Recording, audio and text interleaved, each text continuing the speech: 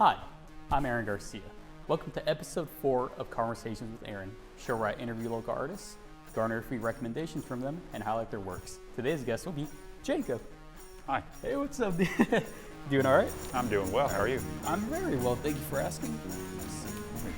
Make sure you're nice and comfy. Yeah. Cool. All good, all set up and whatnot. Yeah.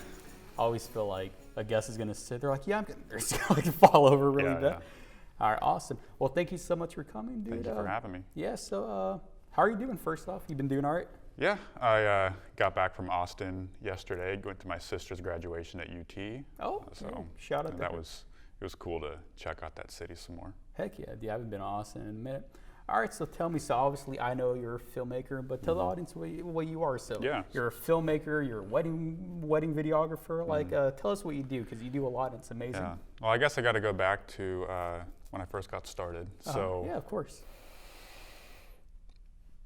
I grew up basically before my early childhood years were in those years. I was born in '98, so Nice. This was before social media became mainstream. I want to say it became mainstream around like 2008, 2009. I agree That's with when that. like most people were using something like Facebook. Mhm.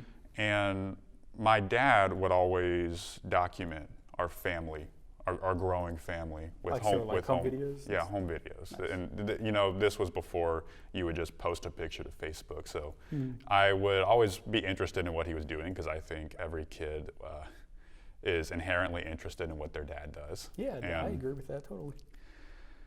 And I was always interested. I always wanted to watch him film. I wanted to see how I looked on his video camera, and I liked watching him edit. He would make little DVDs, and Dang, you know, it was really cool to sit in our living room and watch a movie of our vacation. Yeah.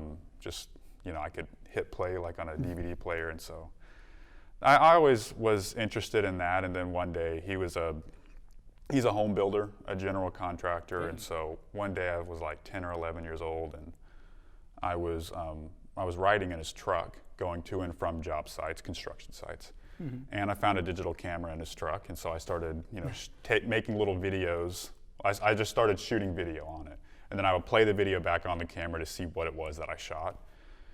And he saw me doing that, and he's like, "I don't really use that camera, so you can have it." And so I started shooting stuff around the house, and I would edit those videos and put them on YouTube. And I fell in love with that process. I loved doing it. I thought it was the coolest thing in the world. And more or less, I've been doing that ever since. Nice. Okay, so that's cool. So your love for, or I guess like your passion or you wanting to do it just came like strictly from watching your dad, and then come like directly from like watching films, like aside from like your home Yeah. videos? Well, I mean, I've always liked movies. I always loved going to the movie theater. Okay, that's pretty cool. As I discreetly fixed that, I'm sure the Yeah. audience at home didn't see that. Yeah. That's really cool. Do you recall what like the camera was that he was using? I'm just curious because I used to use good like question. of So Canons. I don't remember it was one of those. It was a digital camera about that big. I don't know. You can't really see on camera, but it was about Pretty I cool. guess 3 inches wide and 3 inches tall. It was just one of those digital cameras you take pictures and videos with. Nice. Okay, so you said you were kind of like messing around, like filming random things. Do you recall like the first time you used the camera to like tell a story or make a little like actual movie? Do you recall when that was and what it was that you made? Well, the stories that I told were just stuff from real life. I remember the very first movie I made, it consisted of 4 shots just around my house. I think I filmed my dog, and my sister's flip-flop was in the shot. And then I filmed me, was the first and last shot were just shots of me talking to the camera. And I don't remember what that third one was. And the reason why I don't remember is because the video file is lost on a computer that was destroyed. And the YouTube channel to which it was uploaded, I deleted because at that time, word around school got out, and the videos were just kind of like, it's like cringy stuff that little kids make, and so I got made fun of for that, and out of insecurity I just didn't want people to see it, so I deleted everything. But I was still interested in it. And it was 2016. I was going to a church at the time, and the guy who was one of the youth pastors at the church was getting started with the photography business, and he kind of straight up just offered me an internship. To be to help him like take pictures or Yeah, to carry his equipment or. A lot of it was just like intern stuff. Like one time he had me build this like bookshelf that he bought from IKEA. Dang. Like a carpenter. Yeah. But he hooked me up with my first wedding video gig. He just said it's a wedding video. You know, I think I got paid like $125 for it. So it was very pretty good for your first. Like, I mean, for a first opportunity to make a wedding film, to get paid something is good, because most people just don't get paid anything at all. Yeah, exactly. I had a Nikon D3200 at the time with just the kit lenses. I may have had a 50 millimeter 1.8, and it was basically shot all handheld. I was just running around the wedding, getting shots, and then I put something together. And you know, that was a money-making opportunity. There is a market for wedding videos, and no, definitely, yeah. That's part of what I do for my job nowadays is wedding films, and I've just carried that on professionally. Yeah, no, that's really great. And so, you doing that, you know, you getting the internship, and you know, just sort of making films as a hobby. When did it become, or did it happen like once you started those things that it was like something that you wanted to do and like a true passion? Was it just like a hobby on the side, and it gradually became something you wanted to do as a career, or? Yeah. Well, interestingly enough, during this time, I made that first wedding video. It was 2016, and I was still a junior in high school. And I made videos throughout the next year, but during that time, I wanted to be a pastor. I felt that, you know, that was what God was calling me to. And so I was really kind of aiming my life at that. And long story short, I don't consider myself a religious person anymore. I'm more spiritual than anything. Yeah, it's all good. But it was a process of discovery. I was at a very religious school at the time. The college that I went to after I graduated high school was very religious. And I was still kind of like on track to be a pastor. And then I started to realize I don't really believe hardly any of this stuff. And so I ended up leaving that school. I came to UNT and started majoring in film, and I'm thinking, well, this is the track that I've chosen. It's something I'm already pretty decently good at. Yeah. You know, especially the intro to production class, I already knew most of the stuff, so I didn't have to study that hard for it. Cool. And I think it was a process of discovery of about a little more than a year, where I was like, okay, for the rest of my life, I want to do something with cameras, something with movie making, whether that's videography, narrative filmmaking, commercial videography, music videos, cinematography, basically all of that stuff. I feel most at home doing that. When I'm with the camera, I feel like I am at home with myself. Yeah. And to do that professionally, and to do that, and to do that to make money, it's ridiculously life-giving. And at this point, I'm 23. There's nothing else in the world that I want to spend my life putting out there. Hey, that's beautiful. And man, that could have been like the perfect ending segment. Like, and thank you for this special episode of Conversations with Aaron. That's awesome. Yeah. No, I'm really glad. We could stop there. I'm really glad to hear that though, because I mean, that's, you know, as if like, you know, one of my idols is like Martin Scorsese. And you know, that's when he talks about like people being into filmmaking. It's like, you know, if you like filmmaking, like, okay. But if it's something that you truly feel passionate about, that you feel in your soul, that it's like giving you pleasure and that, you know, it feels fulfilling, like that's when you know like you're a true artist or whatever. So I'm really happy to hear that.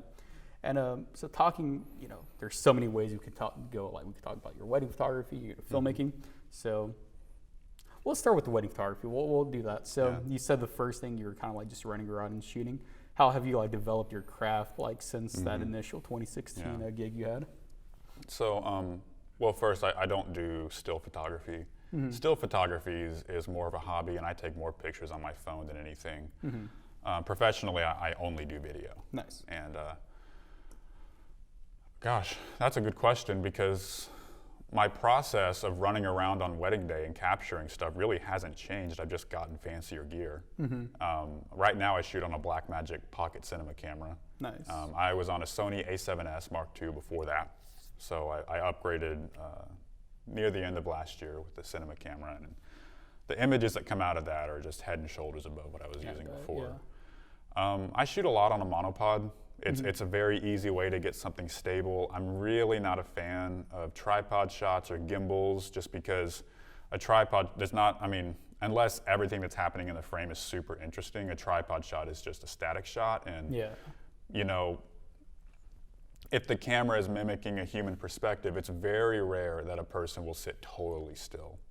You know, especially even when you're walking, like your brain stabilizes the image you receive in your own eyes from the light coming in.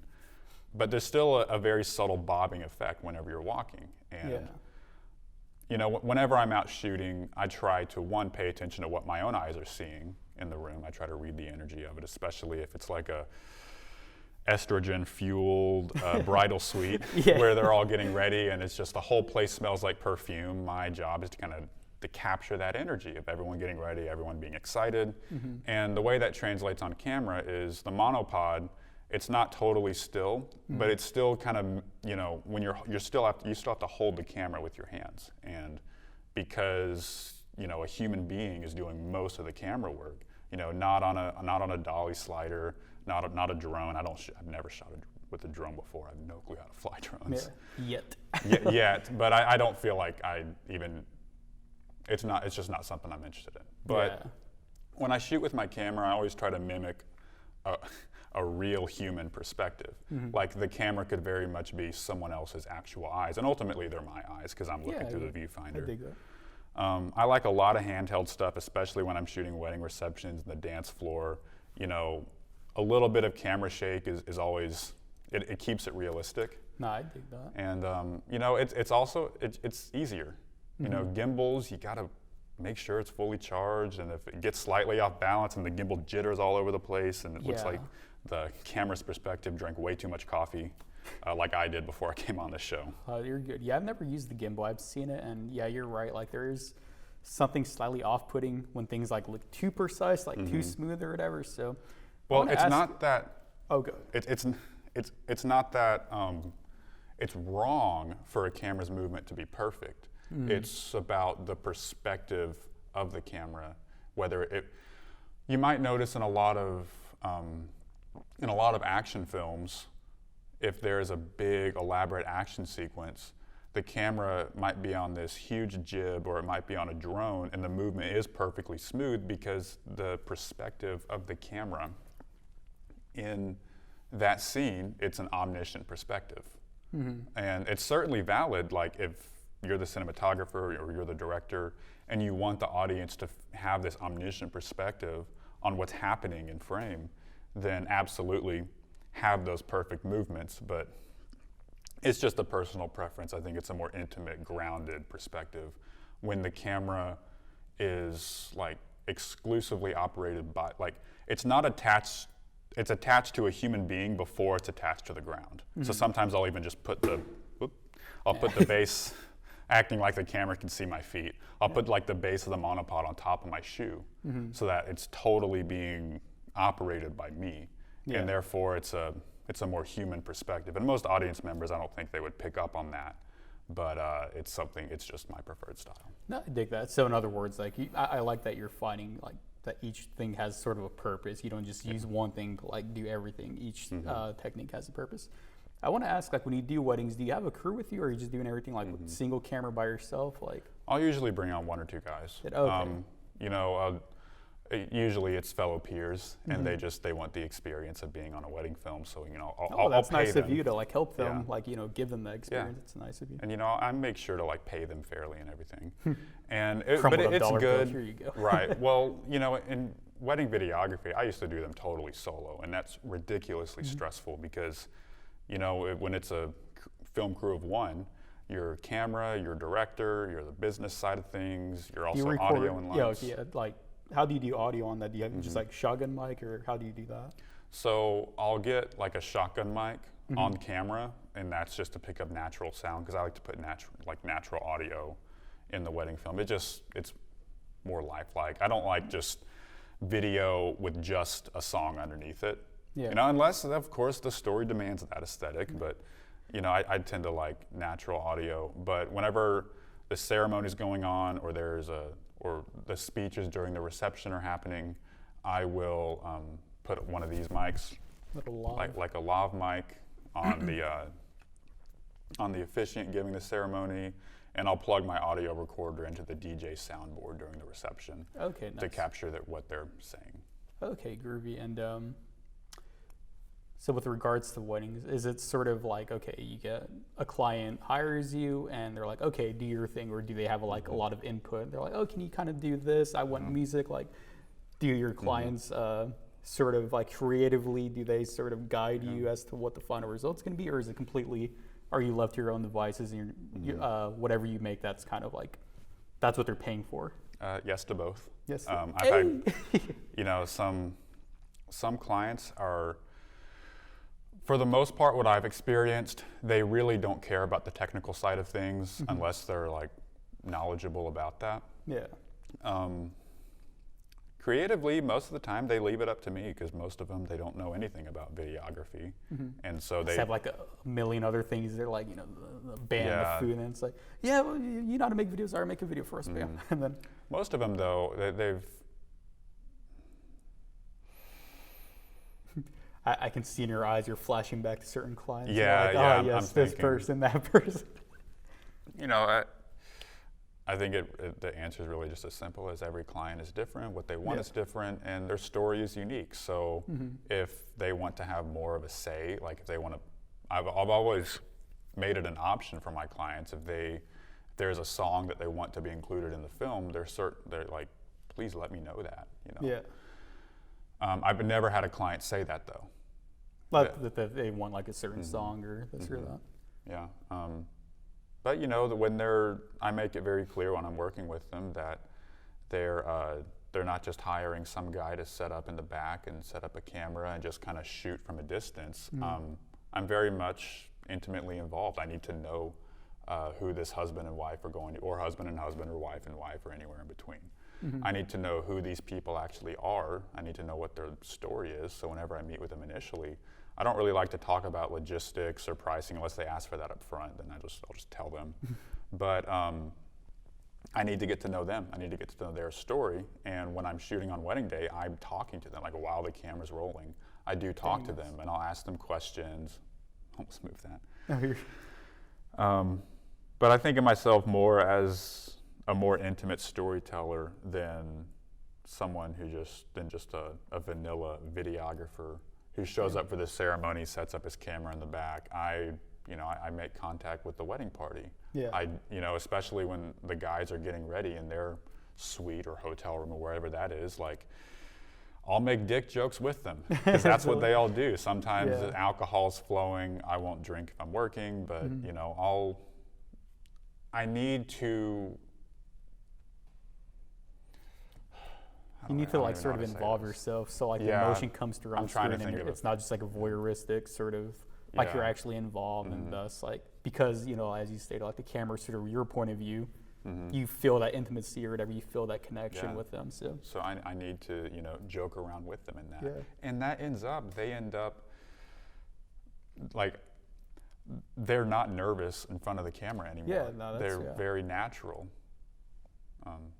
Yeah, that's good, because if you're just in the back, they're like, yo, what's Jacob doing? You're just like in the back corner. That's good that you get involved. No, I don't like that approach, because then what happens is I once was, like when I first started, I was that kind of creepy guy in the back who would just shoot random things and like not talk to anybody, mostly just because I was nervous. Yeah. Because whenever I go somewhere with a camera and you start shooting things, immediately people, like, in the same way that my "what am I gonna look like" gland started firing off right before I walked in front of this desk, the same thing happens with other people when they see a camera in front of them. They get very self-conscious, and so if you're shooting from the back and someone doesn't know you're there and they see you, they immediately break whatever, well, I don't want to say break, but they break character, and they cease doing what they were doing. They're like, oh my gosh, there's a camera. And the shot is ruined. That's not a natural shot. I can't put that in the final film. Yeah. So, even before the camera starts rolling, I establish myself. I tell them, hey, I'm Jacob. I'm making a movie of today. And basically, after I establish that, they're pretty cool with being on camera. Yeah. Nice. I love that approach. And obviously, I know you're very affable, very benevolent. So I have no doubt that you have like no problem like connecting with them. So that's awesome. And so last question about weddings, so we can talk about some filmmaking. Sure. Even though this is filmmaking too. How do you get your clients? How do they find you? Has it just been like, you get one client and they tell like their friends and peers, like how? Yes.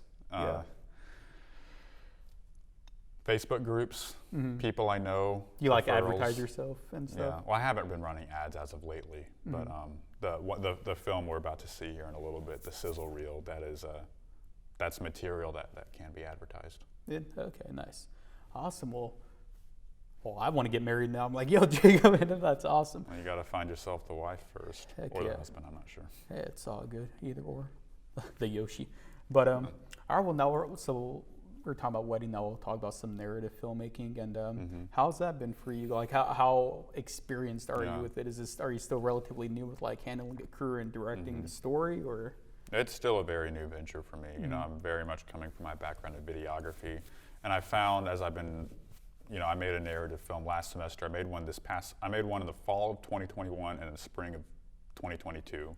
Okay. Both of them were for classes. You were a director on both these? Yeah, Nice. Writer, director, shooter, editor, kind of everything. Nice. And, it's I kind of arrogantly assumed from my first film that I could handle absolutely everything, and I couldn't, because there was a lot more that I had to learn. And what I discovered is the nature of both, they're very different in nature. Filmmaking is setting up something for the camera and then just hitting record and directing that. Fictional filmmaking, you set it up beforehand. With videography, the camera, okay, maybe this is a better way to word it. Yeah. In narrative filmmaking, you create everything for the camera. In videography, the camera is always reacting to real life. Nice. So I think that's a very simple way of putting that. So brilliant learning how way to to create things for the camera was much more of a challenge than I anticipated it being, mostly because I was so used to reacting to actual events. And I never worked with actors before. And so that's still something I'm working on nowadays, is how to elicit performances from actors. Or whenever I write something, I want to make sure that we're both clear on the subtext of a line. Because they can read, like the last film I did. In the spring 2022? Yeah. Nice. I had my actors do a table read, and I realized, oh my gosh, this is not remotely how I pictured them saying these lines. Because there was a voice in my head when I wrote the script out that, I read it, I interpreted it in one way, and then I hand them a script, and there was a conversation that should have happened that we didn't have time to have about how I pictured these characters saying things in my mind. Because I realized just the tone of the tone with which an actor says a line. Like I never paid that much attention to how that shapes the entire story, because I was so used to shooting very real life dialogue. I was not used to constructing something for the camera. It was always, I would ask, if I sat down with a bride or a groom on wedding day and I wanted to get some interview material for the film, the answers they gave me were totally authentic, because that was a real thing that was happening in the moment. Yeah. Fictional filmmaking is very different. Okay. Well, so you've made 2 films. What kind of growth did you see in your work? Like, obviously you said, it's still sort of fresh for you, but like personally, what are some ways that you feel like you grew, and what are some ways you still look to grow, aside from working with actors to get the desired performance from them? Yeah. We'll start with the first question. I asked 2 of them. Yeah. Well, what were some growth aspects that you saw from it? Cue black and white flashback. Yeah. No, I'm thinking through it. Oh, good, because I recall the first one that I believe I watched. It's on your Instagram. The Prowl. Yeah, which again, I was really I know, so be sure to follow Jacob on Instagram. You can probably look at this video, but I remember you're pretty hard on yourself on the description. I'm always hard on myself. Yeah, so am I. I'm hard on myself with this show or whatever. I'm like, I'm a terrible host. But even that, just your sort of knowledge of that sort of cross-cutting, or I guess, cross-cutting, right? Wouldn't be intercutting. Yeah. Was just really great or whatever. So so we can talk about that for a bit. Sure. It won't necessarily be a work spotlight, but techniques like that, how did you learn, for example, cross-cutting? Did that come from just watching movies? Because that's a pretty, that's a pretty hardcore thing. Not every filmmaker just knows exactly how to do that. How did you learn how to do techniques like that? No, I got inspiration from a lot of sources when it came to that kind of vicious cross-cutting. The first one I could think of is Christopher Nolan, because basically all of his movies, he takes multiple lines of action and he cuts them all together. And really, I would say the movie Dunkirk, it had 3 separate timelines. One timeline was happening over the span of a week, another one was happening within the span of a day, and the last one was happening within the span of an hour. And which I didn't realize when I first saw. I was like, what? yeah, and I was like, oh, that's what. His movies take a bit of time to digest, and you got to watch them, 2 or 3 or 4 times to fully get the entire story. Yeah. But with Dunkirk, what he did is these 3 timelines were happening. They all converged at one moment, one final moment, which I'm not going to say what that is, so I don't want to give spoilers away. So if anyone here hasn't seen that. Christopher Nolan appreciates you. Yeah. He's like, yes. But he took all of those that were happening in different stretches of time. Timeline 1 a week, a day, an hour, but he cut them as if they were actually happening simultaneously. So that was the illusion, was that these 3 things were happening simultaneously. But when you watch the movie closer, you see the same thing happening more than once from different perspectives. That blew my mind, that you could do that in a movie. It was like, oh, Christopher Nolan's a freaking genius. So with the Prowl, the idea was to have 2 different dialogue exchanges. One of them were these like kind of delusional club hopping pickup artists. If you had ever browsed like internet forums like the Red Pill, it's kind of I want to say it's toxic, but I was trying to satirize their toxicity, and whether or not you, the audience, interpreted it that way is totally up to you. And the other exchange was this one girl was writing a piece for a school newspaper. She was doing it on a play she saw, but she couldn't get past just the COVID regulations. She was ranting about the COVID regulations because she thought they were dumb. And these 2 exchanges were happening at different points in time, but whenever I cut back and forth, I was looking for some kind of symbol. So there's one instance where the pickup artist is trying a trick. You drop a Skittle into a shot of vodka and it changes color and you drink it, and that's how you get a girl's phone number. That story actually I was a bouncer at that same nightclub where I shot it. And there was this one kind of creepy 40-year-old dude who I don't really think he had any business being at a college nightclub, but he was telling me about that trick, the Skittle shot. And I'm like, I doubt this has ever worked, but I had the idea to put that into a screenplay. Turns out it doesn't actually change the flavor of the shot, just the color of it. So it's honestly a dumb trick, but the audience are like, damn, they cross off the list like, shit, I guess I'm gonna try that. Okay, this is where I was going with that. So basically the one pickup artist is giving the other pickup artist instructions on how to go about it. And when he pulls the bag of Skittles out of his like jacket pocket or I don't remember exactly what it was. We cut from the first timeline, him holding the bag of Skittles, to the next timeline when the instructee is actually performing it. So when I cut from one timeline to the next, the thing that remains in the center of the frame is the bag of Skittles. Even so, it's not a continuity of chronology as much as it is a continuity of symbol. Yeah. And when he would give him instructions, we would cut back and forth between him giving the instructions and the other guy actually going about that plan. And that was the idea. That was kind of the designing principle, was tell 2 stories happening at different points in time, create the illusion that they're happening simultaneously, but instead of cross-cutting to maintain a continuity of time, of chronology, we're cutting on symbol. And so we're going back and forth between time, but the connecting element, it's a line of dialogue, or it's a picture, or it's an object, some kind of symbol. Gotcha, and that's really brilliant. Again, like not a lot of filmmakers know that. So even though you say you're fresh, there is still a lot of stuff you have to offer. That's great. You mentioned Christopher Nolan, so obviously I need to ask. I have to ask. Aside from him, who are some of your inspirations? What are some films that you look up to? Or that you garnered inspiration from, or that you just like, that you just enjoy? I mean, Lilo and Stitch, anything like that. Paul Thomas Anderson. I I was initially drawn actually not even to his stories or the camera work, but the colors. Colors, yeah. Punch Drunk Love. Yeah, mostly actually the colors in the Master. I think they shot that on 65 millimeter film. And, you know, with 65 millimeter film and even with larger digital sensors, just because they can capture more surface, because they have more surface area, they can capture more detail.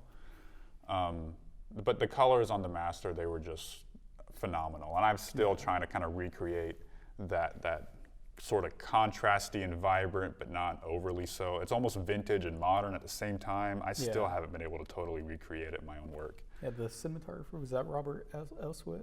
Good. Like I mean, your guess is as good as mine. Yeah. Okay, so Paul Thomas Anderson. Paul Thomas Anderson, Stanley Kubrick. Stanley Kubrick. I think Kubrick is kind of one of the all-time What's your favorite greats. Kubrick film? Ooh. Mine's Eyes Wide Shut. Personally. Yeah. I really like Eyes that. Wide Shut is good. Full Metal Jacket. That's Jacket. the first thing that came to mind. But I mean, Dr. Strangelove is so That's hilarious. I mean, so Full Metal funny. Jacket's hilarious too. It's hilarious and dark, and so is Dr. Strangelove. When I hear Dr. Strangelove, maybe it's popular. Like people talk about Peter Sellers. Personally, I think George C. Scott makes that movie as a what's his name? Like he's so like just crazy or whatever. His performance is so over the top. Who did he love play it. again?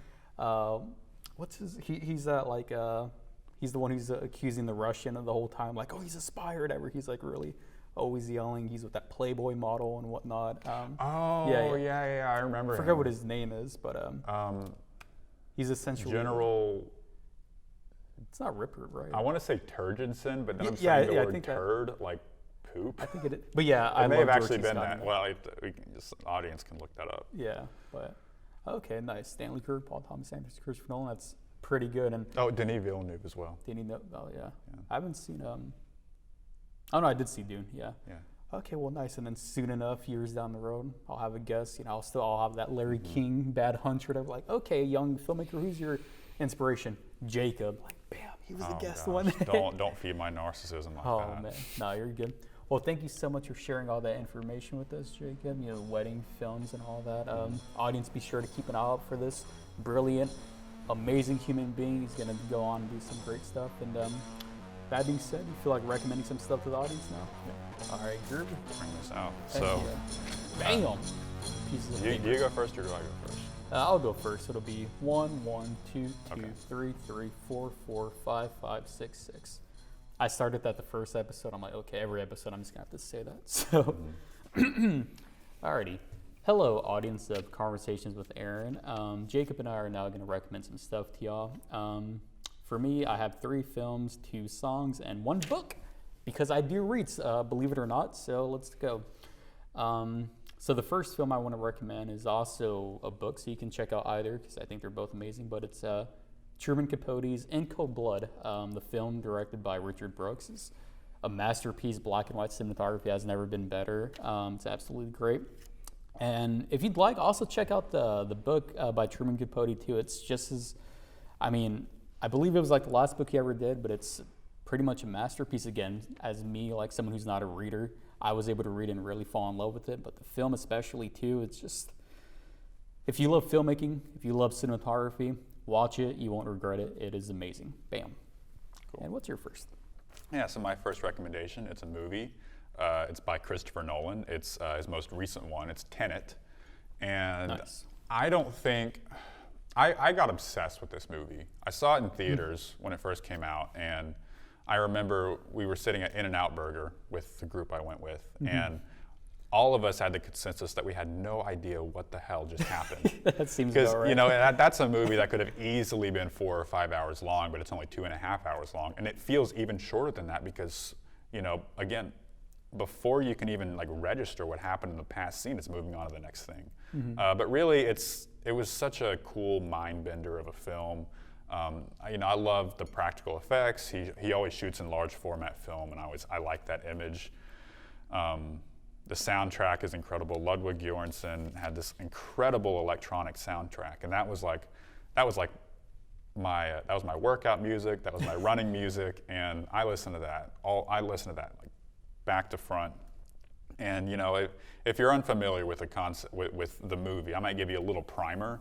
So if you could reverse your direction in time, like literally reverse the entropy of your own atoms and molecules that make up your body, and you move backwards through time,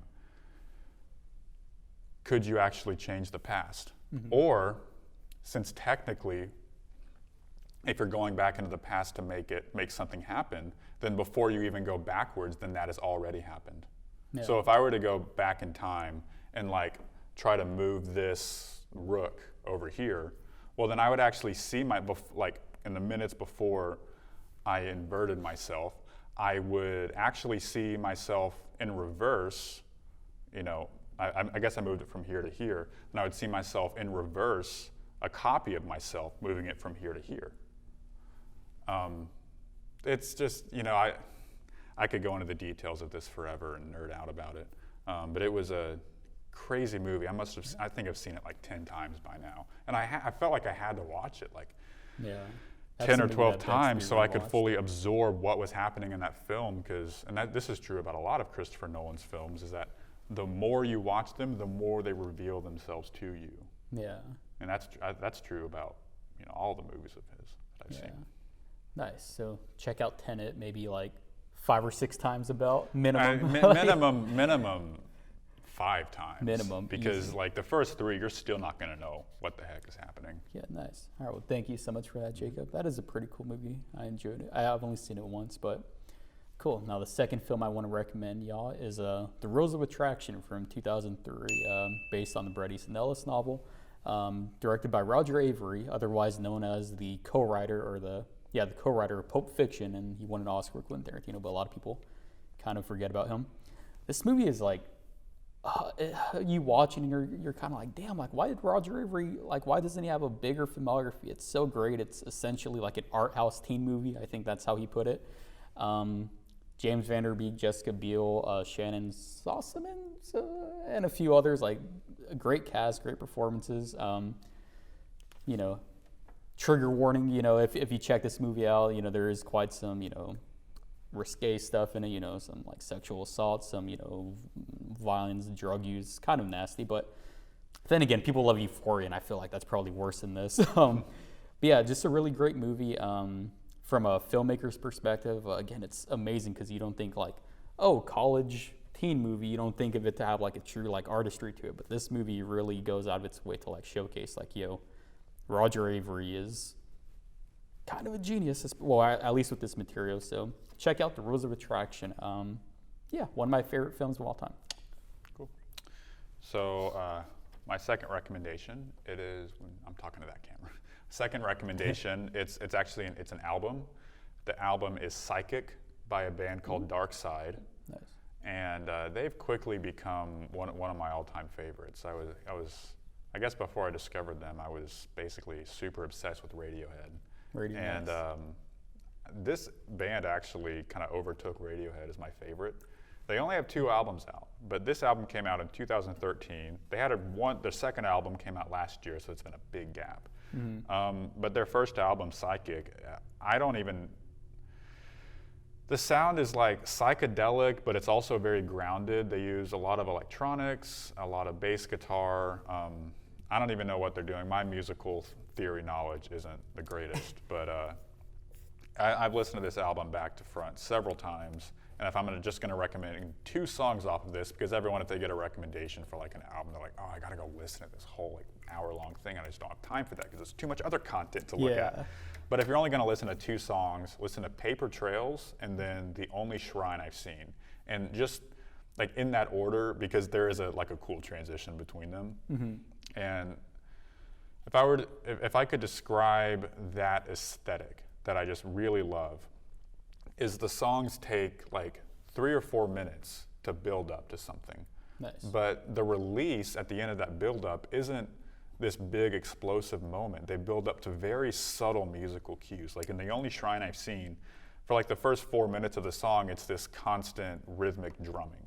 And little other elements are added in very slowly. But the big build up, it's literally like it's one guitar note. Mm-hmm. That's all it is. Because it's had this epic buildup, it ends up isolating this one little guitar riff. I think it's only one note, but it's such a subtle, small thing, and you expect it to be this big, giant thing. I don't know. I just like it. That's why. I don't think I need to have another justification. I just like it. Yeah, nothing wrong with that. Awesome. And are they an American band, or do you know what they are? I think one of them is American.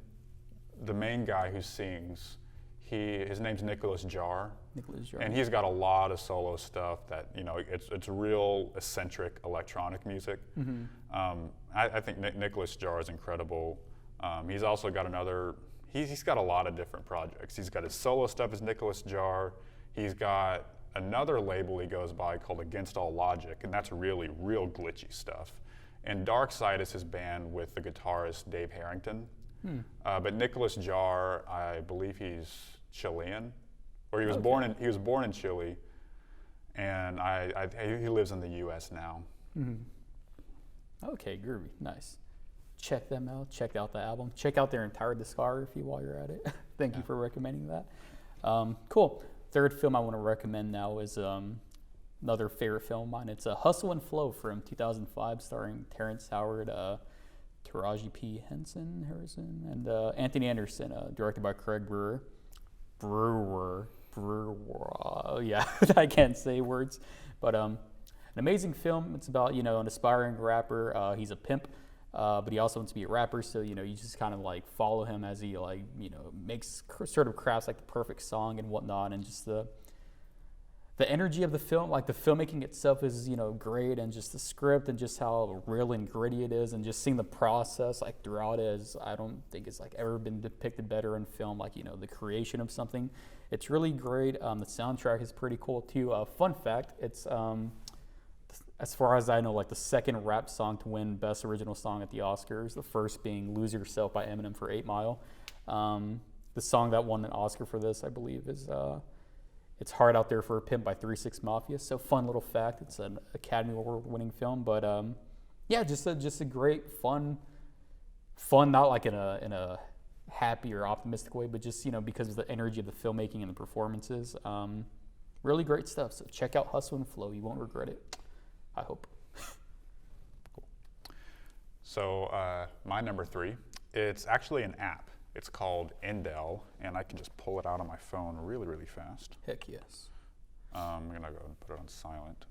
Here's the phone. That's basically what it looks like. And what it is, they're soundscapes. Different from music in that a song has a start and an end. This one, you just hit start and it goes on endlessly until you stop it. And more than that, they are soundscapes generated by machine learning. Or my terminology's off, but they're AI-generated soundscapes that mimic brain frequencies for different activities. So, and this is how much of not a neuroscientist I am, but your brain emits like alpha waves and beta waves and gamma waves. It's just frequencies of the energy flowing in between your neurons. Because of course your neurons aren't your thoughts, it's more of the electrical energetic impulse flowing between them that creates a thought. And so if you're focusing on a task, whether, let's say you're just doing homework, well, in the act of focusing on that homework assignment, or you're reading something, your brain is working in a certain mode. And the soundscapes that this app generates match that same frequency. So what ends up happening, it's music and it sounds good, and sometimes I just listen to it just to listen to it because they're cool sounds. But whenever I'm writing something, like I like to do a lot of writing. Nice. I'll put on that soundscape and I'll get so in the zone in that, and because the soundscape kind of almost because they're literally sonic vibrations going through your ears, I have to think that it's going to match up with those electrical signals flowing in between the neurons in your brain, and really the rest of your nervous system too, because you're not just your brain. But what ends up happening is the soundscape kind of just dissolves into the background as you find yourself totally immersed in that task. There's a setting that's used for meditation, and I almost can't meditate without it. And I know that's not the best way to go about it, because really meditation in a very lofty sense, it's about finding self-sufficiency within yourself and not needing anything outside of yourself to feel like you're good. But the meditation setting in that, it gets me into this.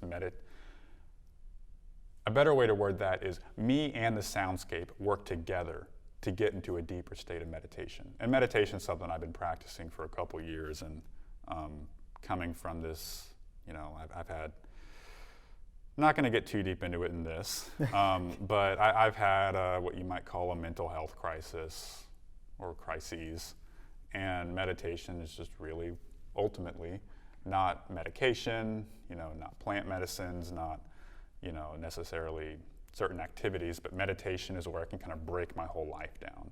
And that app, I use it basically every time, unless I'd rather go with Sounds of Nature. Here, say the name of the app one more time. Endel, E-N-D-E-L. It's incredible. Check it out. Oh, well, thank you so much for that, and thank you for sharing that also about meditation. Well, I really appreciate that. Thank you. All right, so the next thing I want to recommend is a song. It is My Better Self by Tennis. Not only is it a really cool song, the music video is also really cool too. So if you check that out, if you check the song, watch the music video, it's very sort of David Lynch sort of, Twin Peaks-esque or whatever. The song, the piano in it is really great. It doesn't, become overtly, heavy or anything like that. It's just pretty chill and, sort of somber the whole time. The vocals are amazing. Tennis is a band I'm not all that familiar with. I know this and maybe like 2 or 3 other songs, but they're a band I definitely want to get into more. I love the singer's hair. Her hair is like amazing. That's the best thing I kind of can say about the band, like as far as like what I know about them themselves, like the musicians. But yeah, check out My Better Self. Just a very chill, great song just to listen to while you're doing some day-to-day activities, going for a walk, chilling, and also be sure to check out the music video. It's pretty cool. A little weird, but pretty cool. Yeah. Back to you, Jacob. Nice. Recommendation number 4. It's not really a thing as much as it is something to do and someone you can look up. It is the Wim Hof method. Wim Hof is he's a Dutch athlete, and he's broken all sorts of world records for cold exposure. I believe he sat in a vat of just ice for 2 hours in the middle of New York City, and he didn't get hypothermia. And there was an experiment he did where he had like 20 test subjects. They all went out to this. They all went hiking like in snowy mountains in nothing but athletic shorts. They totally, faced the elements with their entire bodies. And they jumped into cold water, and they did a bunch of his breath work, which is just breathing super heavy for like short periods at a time. And what happened was, after these test subjects did the exercises, he mainly does like cold exposure, breath work, and meditation. They did a combination of those 3, and shortly afterwards, these subjects were injected with an E. coli bacteria. And like 60 or 70% of them were able to fight off the symptoms just by using the power of the mind. Yep. Because going into the cold, it's very scary. It brings up stuff. It brings up the survival impulse, like I want to get the hell out of this because it's uncomfortable. But because they were willingly going into the cold and overriding that impulse to just want to be comfortable, their immune systems took off. And I've been practicing this stuff, on and off for about more than 2 years at this point. And I can't go a day without breath work, some form of it.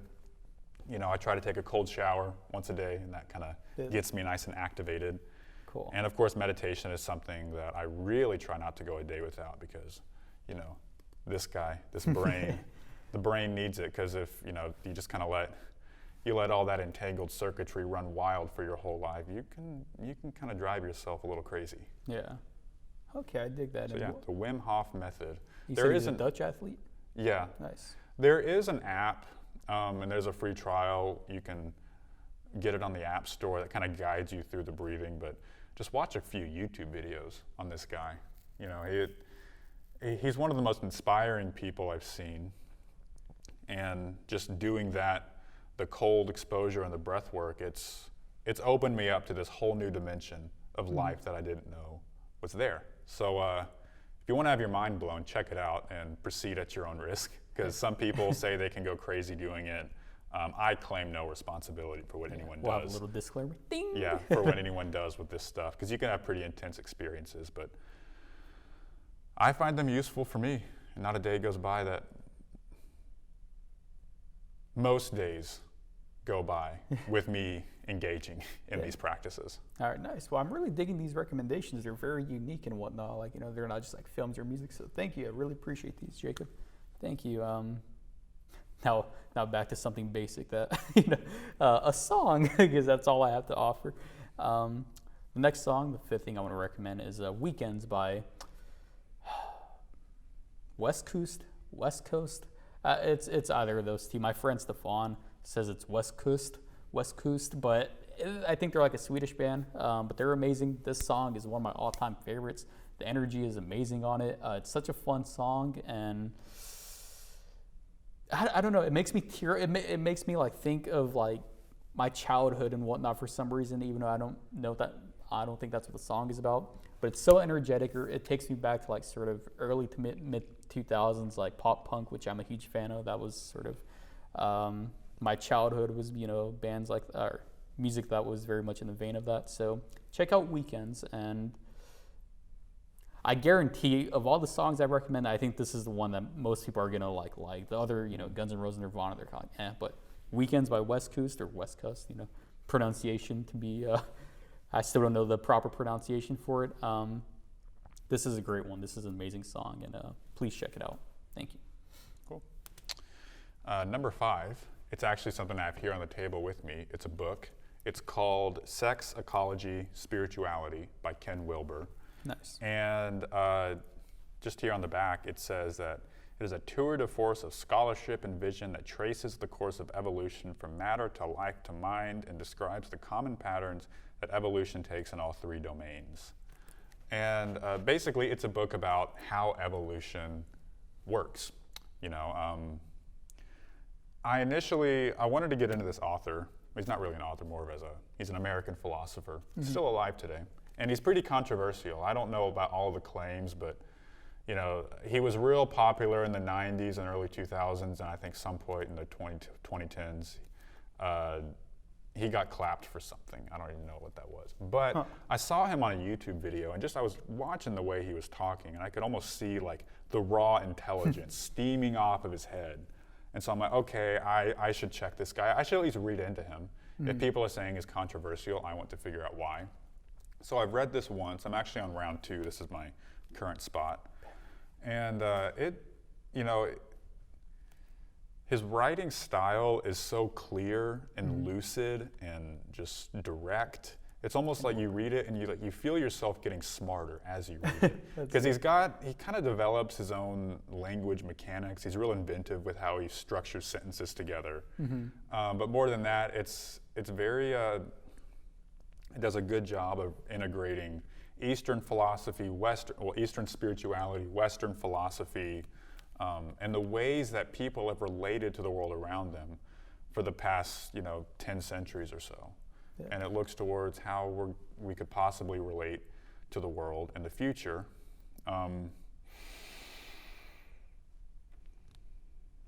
Really dig it, man. That's almost intimidating. Yeah. The size of it is kind of like. Well, I will say this. This is just the main text.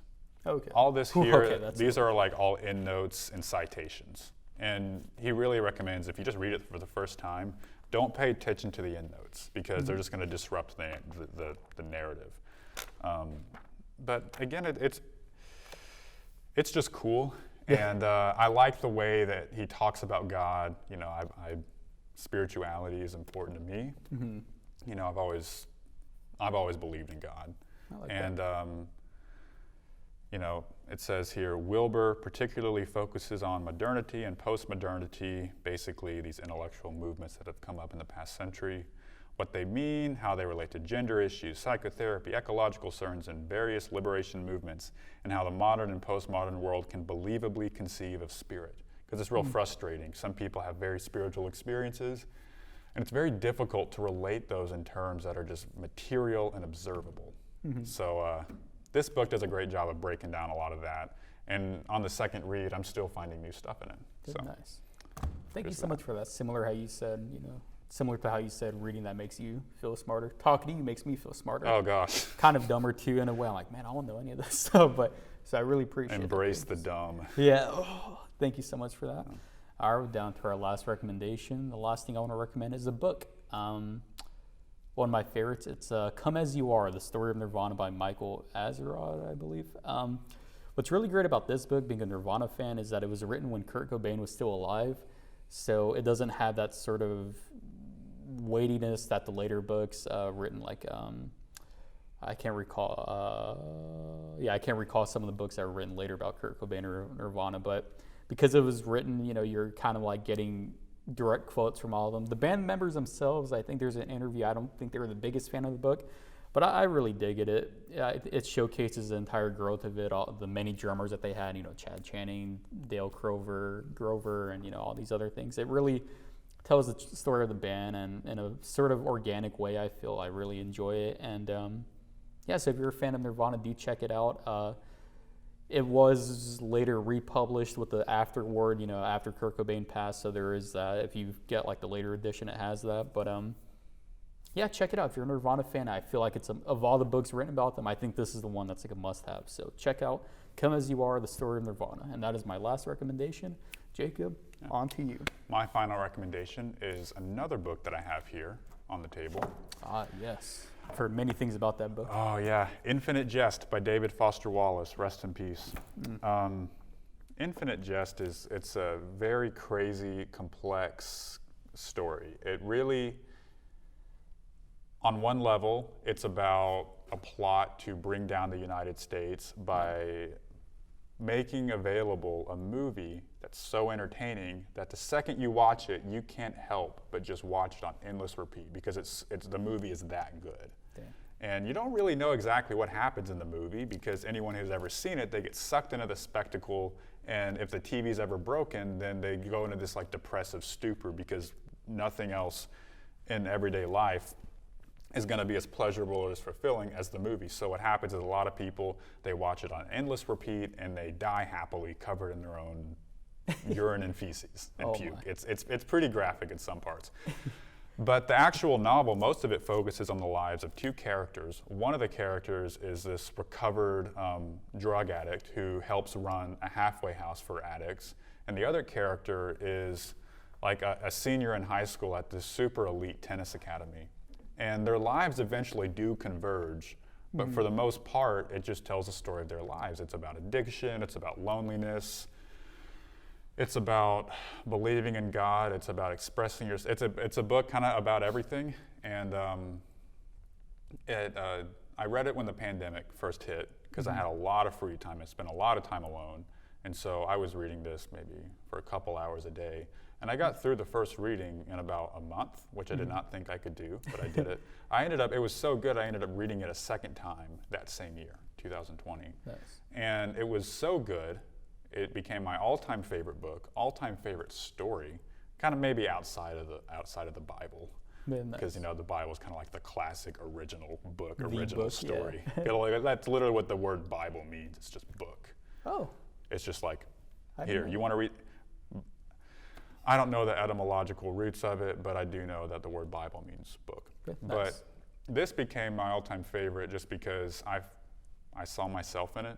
And I think when you see yourself in anything, you're inherently attracted to it. So, you know, I fell in love with this. I fell in love with the author's writing style. It's kind of got a way of kind of peeling back your eyes into a greater awareness of your own experience as a human being. And it ended up inspiring me to write my own big, complex, elaborate story, which is been being written for 2 years, and it's not even close to being finished. But it's this book directly inspired that. So maybe someone watching this, you know, maybe 20 years from now, and maybe my story, Ecstasy's Inertia, turned into something big, turned into like a series for HBO, which is the current goal. Yeah. Or whatever it ends up being, maybe they see that. This is the main guy that inspired that. Great. Yeah, I hear a lot of, like, that's one of those books I feel like people just sort of like hear about and know, so that's really great, like David Foster Wallace. I remember it was Jason Segel who actually played David Foster Wallace in the movie. It was a movie about David Foster Wallace's life, the end of the tour. Yeah, And Jason Segel stated in an interview, he goes to a bookstore to buy Infinite Jest, and he puts it on the counter, and the girl on the counter says, "Oh my gosh, every guy I've ever dated has an unread copy of Infinite Jest on their nightstand." And it was funny because the first time I tried to read it, I didn't get past page 70. Then the pandemic hit and I had all this free time, and I just kind of dedicated myself to finishing that. And it's one of those stories that, it's so cheesy, but it changed my life. Nothing cheesy about that. I mean, cheesy doesn't have to mean bad, it's just cheesy. Yeah. But it is a story that, thinking back a lot of the things, the stuff it brought up in me. Yeah. I've never been affected by a story as much as I've been affected by that guy. So, if y'all don't check it out, y'all are doing a disservice to yourselves and the entire world, and shame on you. You can't read big books like that. Because if you can't finish a big book like that, it means you're not smart. Exactly. Heard it here first, folks. But no, all right, well, thank you so much for those recommendations, Jacob. I really appreciate that. I hope you enjoy our recommendations. Thank you so much for that. I think we're going to take a look at some of Jacob's work now. So, you excited for that? Heck yeah. All right, awesome. Well, we're going to take a small little break, but when we come back, we'll be looking at some of Jacob's footage, okay? Thanks, and stick around. It's coming up shortly. Boom. All right, I got to pee. All right, cool. I've had to pee for the past 30 minutes. I appreciate it.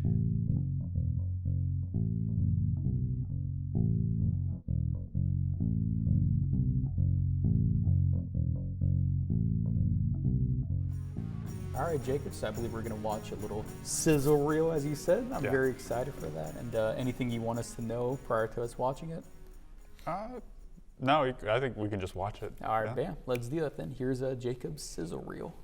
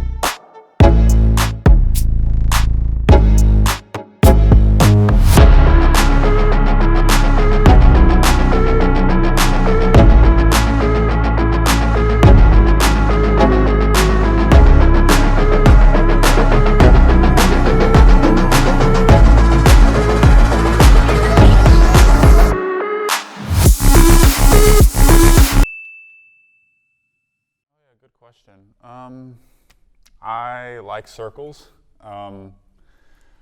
They can represent completeness, wholeness, a boundary. It's the most basic shape. It's the strongest shape. I took inspiration mostly from the Zen circle, which typically it's done with a paintbrush, and this little gap, it's actually at the top. So I flipped it upside down. And I realized this symbol can represent a million things. A couple things is I actually ended up getting it tattooed on my arm, on my forearm as well. Nice. And to my eyes, it looks like that, like it's upside down. But to your eyes, it looks like it's flipped right side up. Yeah. So if the gap is, upside down, like you're seeing here, it's almost like that's the womb that you were formed in before you were born, popped out, right out of the bottom, right onto the table. And you flip it upside down and it's like a grave. It's where you end up. You end up in the earth, or if you're cremated. The concept is it's life and death. The colors on it, I chose 7 colors that correspond to the 7 chakras in the Tibetan chakra system, from the root, sacrum, navel, heart, voice, mind, or third eye, and the crown. Nice. That represent different frequencies of human energy. And instead of having it be 7 distinct colors, I had each color kind of seamlessly fade into each other. So if you were, using the 7 Tibetan chakras, it's almost like it's not so much that there's 7 distinct points as there is an infinite continua of frequencies of human consciousness. How'd you, we'll talk about the video in a second, but like you're talking, it's so interesting. Like, how'd you come across to learning all this stuff and developing this great, vast knowledge on stuff like this? My yoga practice is one thing. I try to practice yoga, some form of yoga every day. And I don't know, I've had spiritual experiences where I feel like chakras are a very Eastern way of relating to human consciousness, and I've had some people tell me that they don't exist, and I'm like, okay, but you love someone, and when you love someone, you feel this kind of burning sensation in your chest, or if you get nervous to speak in public, like I get nervous talking on this show, I feel tension in my throat chakra, which coincidentally is where my vocal cords are located, so it's my center of expression. When you say you get a gut feeling about something, you feel it in your navel chakra or the solar plexus. That's the center for action. Or if you've ever heard the phrase, someone lit a fire under my ass, it's almost like your root chakra got real activated and you realize, oh my gosh, I've got to do something. And notice how when that happens, the spine straightens. So there's a physical component to that, as well as a psychic component, an emotional component. So, that's just something that I found interesting at first, and then it ended up becoming something I really had to find a good way to relate to, because I started having spiritual experience, like in-body experiences that my mind had a very hard time grasping. And these models, and that one comes from the East, I found it helpful for me, but it's just stuff that I think about, and I like to look at the symbol at least. It's something I made that in Photoshop. And Nice. the colors aren't the exact colors that correspond to the Tibetan chakra system. Really, the blue on the right really needs to be purple, but red and blue are kind of opposite colors, so I wanted to have that contrast. And at the top, it's white. Technically, it's green, and the shade, like if you were to take a little color picker tool, the shade is green, but I just turned the brightness all the way up. Okay, nice. It's a beautiful symbol. I really like it. Very iconic just seeing it. But I'm all right now for the video itself. You edited all of it. Like how? What's the how many years does that span? Like from the earliest clip that we see to the end of it. And that's a combination of the wedding and like some narrative stuff. Yeah. Yeah, it goes back to 2018. It's a mixture of weddings, nonprofit videography, music, and narrative film. And the idea was to find some kind of kinetic similarity. So there's one clip where it's a dance clip, and the camera's rotating around this dancer, and she kind of hits her forehead with her hand and kind of bumps out, and then it's cut right next to this guy who was a spiritual teacher that came to the ashram that I go to here in town. And he was doing a retreat, and that was one of his talks that I filmed. And his head did that. So it's like 2 different clips. That dance video was shot like in 2020. And that was shot of the guru. His name's Nathaji. The shot of Nathaji was, April, beginning of April. Time is weird with me. But I found that by putting this together, it's almost like she bumped his head. But that, of course, that's not actually what happened. And so there's little moments where, there is that kinetic continuity. But also, I edited the video without music at first. I just wanted to find the energy of the clip, and I wanted to make it so that the action in one clip you can just barely register what it is before it's already moved on to the next clip. And so I wanted to cram in as much as I could in as short a time span as possible. So if there were any, in the video, if there were any moments where the action in the clip ended up matching up with the energy of the music, like that wasn't necessarily intentional. It just ended up happening like that. That's awesome. So, does that answer your question? No, yeah, no, it definitely does. And is this like your only demo that you've had, or have you like made others and like, you know, and something that you keep making demos like every couple of years or so, or? It's the most recent. And there's some stuff that I've shot after this was made that obviously can't be in this video. Yeah, because when was this made? I finished, it was a couple months ago when I finally published that. The idea was to basically take a lot of my work, some of my favorite samples of my work, and put them all together to where people wanted to see what it was that I do. They can, you know, with how short our attention spans are nowadays in the digital age, I wanted to create something that was just very easily accessible, but I wanted to kind of make it so like they could barely make out what it was, so they got to watch it more than once. They got to watch it like 10 times to fully take it all in. And in the process of doing that, they're like, oh, maybe I really like this guy's work. I should hire him. Nice. So when people watch that, what are you hoping that they gain from like, do they like, I want to hire him as a director or cinematographer, colorist? Like, what are you hoping that people gain from that? Well, more cinematography. I don't have that much experience directing. I need to direct more in order to get that experience, because directing is a whole different animal from being a videographer. So that's something I'm still very much learning. I want people to get an idea of my vibe as a shooter, because when I'm holding the camera, that is very much my perspective on things. That's whether it's a narrative film or videography. You know, when you hire me and you hire my camera, you're getting my perspective, my visual perspective. You're seeing the world the way I see it. And so I hope that video accomplishes that. Yeah, I think it does, again, because it's not, I mean, I've seen many a demo reel and whatnot, and there's but like you describing, you know, your technique of like editing without music and how sort of things connect, like it showcases that, you know, you're not just some random wedding videographer. You have a lot more to offer, and I think personally, I think you accomplished that quite well. Thank you. It's amazing. Thank you. So I want to ask, so we had the little sizzle reel. What's in the near future for you as far as like filmmaking, or, you know, like wedding, like what's next for Jacob? Oh, good question. And it can be like, you know, near future, far future, or whatever is like most prevalent in your head that you know. Well, near future, I'm reaching out to people and, you know, booking video gigs.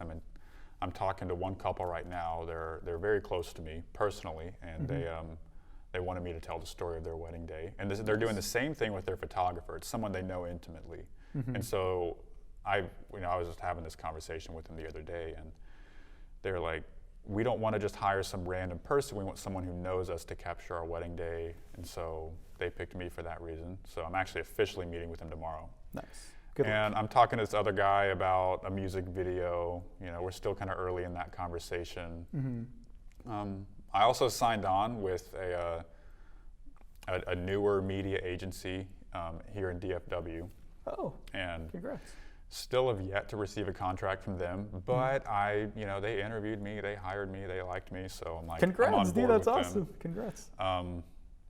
Long term is to take Steed Films full time. So my website is steedfilms.com. That's the logo. Amazing. I used to have a horse, but I decided to change it to that. And I actually used to be a personal trainer. And that was the logo I used to market myself as a trainer, but I decided that I don't love personal training as much as I do filmmaking, and I figured there was going to come a point where I had to choose between the two, and I chose film because that's really where my heart is, really where my whole being is. Love that. And so the logo got changed to that. All right, awesome. Well, I think that's pretty amazing, and well, thank you so much for sharing your work with you, and just thank you so much for being here. Whatever. I hope I was a worthy host to, get all, talk to you. You were very. Thank you. You are worthy. All right, perfect. Oof. All right, no, well, I really appreciate it, and I'm very thankful that I got to know you. Me and him in film and TV analysis, I believe. We were in film history and film analysis. Yeah. And were you in audio production this past semester? I was not. No. Okay. But yes, I'm very thankful that I met you or whatever. Like, just literally, it just feels like, one of the greats, like, in the making or whatever. So it's so great. Thank you for sharing your story with me and the audience. I really appreciate it. And I think that's going to be today's episode. Sounds cool. Any final words to the audience? No. Bye. No, bye. Yeah, thank you for watching if you watched her this far. All right, awesome. All right, well, keep a lookout for Jacob, and you can find me on Instagram at Steed Films and at Squeeze the Nectar. That's my Squeeze the Nectar is my personal kind of where I just post like kind of random things. Nice. Steed Films is my professional Instagram. Check it out. You won't want to miss it, and have a good one, guys. I'll see y'all next time. All right.